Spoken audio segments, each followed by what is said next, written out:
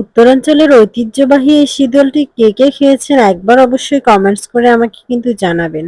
চলেন আজকে আপনাদেরকে উত্তরাঞ্চলের এই ঐতিহ্যবাহী শীতলের একটা দুর্দান্ত রেসিপি দেখাই। এই রেসিপিটা আপনারা যদি একবার ফলো করে যদি করতে পারেন অনেক বেশি মজা পাবেন আমি আশা করছি। দেখতেই পাচ্ছেন আমি কিন্তু অনেকগুলো শীতল এখানে শুকাতে দিয়েছি। শীতলগুলো কিন্তু আমার কাছেই পেয়ে যাবেন। আমার হোয়াটসঅ্যাপ নাম্বার এখানে দেয়া থাকবে ডেসক্রিপশনে। আপনারা কিন্তু আমার কাছ থেকে শীতলগুলো অর্ডার করতে পারেন। আমি কিন্তু নিজ হাতে শীতলগুলো বানিয়ে থাকি। তো চলুন কথা না বাড়িয়ে রেসিপিটা শুরু করা যাক। প্রথমেই আমি একটা শীতল নিয়ে নিলাম এবং নরমাল পানিতে আমি শীতলটা খুব সুন্দর করে এখানে ধুয়ে রেখে দিব। শীতলটা অবশ্যই খুব সুন্দর করে ধুয়ে নিবেন। আরেকটা কথা, শীতল বানানোর সময় কিন্তু আমরা পর্যাপ্ত লবণ দিয়ে থাকি। আপনারা যদি শুধু ভর্তা করে থাকেন এই শীতলটা তাহলে কিন্তু লবণের পরিমাণটা অবশ্যই বুঝে শুনে দিবেন, কারণ লবণ কিন্তু অলরেডি দেয়া থাকে। এবারে আমি খুব সুন্দর নরমাল পানি দিয়ে খুব সুন্দর করে শীতলটা ধুইয়ে এরপরে এখানে আমি একদম ফুটন্ত গরম পানি ঢেলে দিলাম।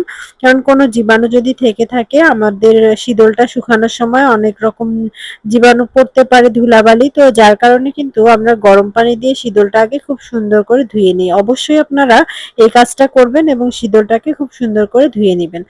এরপরে আমি একটা কড়াই বসিয়ে দিলাম। কড়াইতে বসিয়ে দিয়ে এখানে পর্যাপ্ত পরিমাণে তেল দিলাম।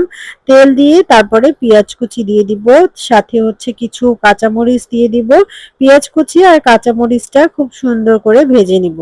পেঁয়াজ আর কাঁচামরিচটা খুব সুন্দর করে আমরা ভেজে নিব। ভেজে নিয়ে তারপরে এখানে কিছু মসলা এড করতে হবে। এখানে আমি আদা রসুনের পেস্ট এখানে দিয়ে দিলাম সামান্য পরিমাণে।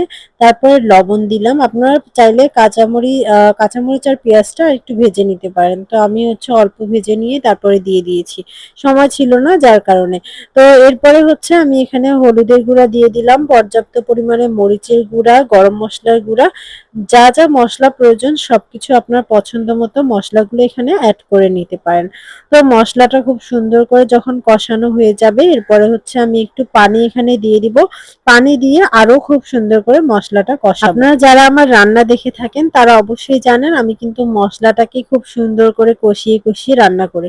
মসলাটা কষানো সুন্দর হলে কিন্তু রান্নাটা অনেক বেশি মজাদার হয়ে ওঠে।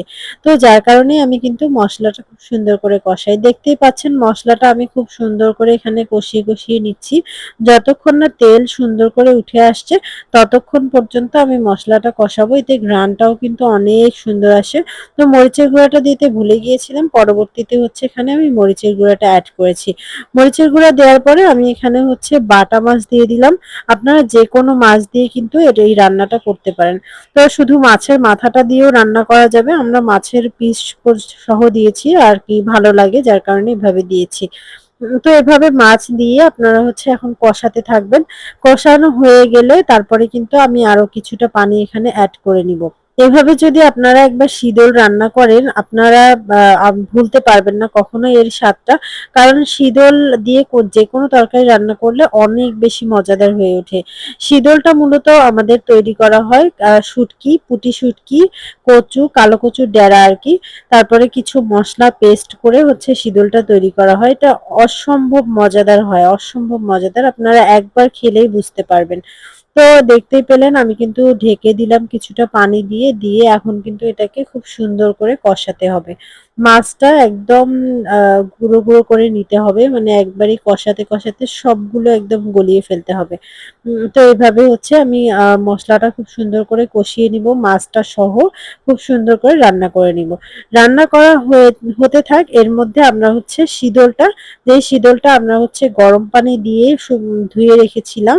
তো এই শীতলটা এখন আমরা খুব সুন্দর করে এটাকে ভেঙে নিয়ে তারপরে তরকারিতে দিব।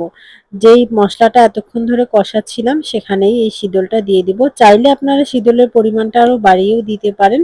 কিন্তু এতটুকু শীতল দিলেই ঘ্রাণটা অনেক বেশি সুন্দর আসে। তো যার কারণে আমরা অল্পতেই আর কি সেরে নিয়েছি। আরো বেশি দিলে আরো বেশি মজা হয়। শীতলের পরিমাণটা একটু বেশি দিলেই বেশি মজা হয়। তো আমাদের শীতলটা অনেক বেশি ঘ্রাণযুক্ত, বেশি শুটকি দিয়ে তৈরি করা, যার কারণে অল্পতেই হয়ে যায়।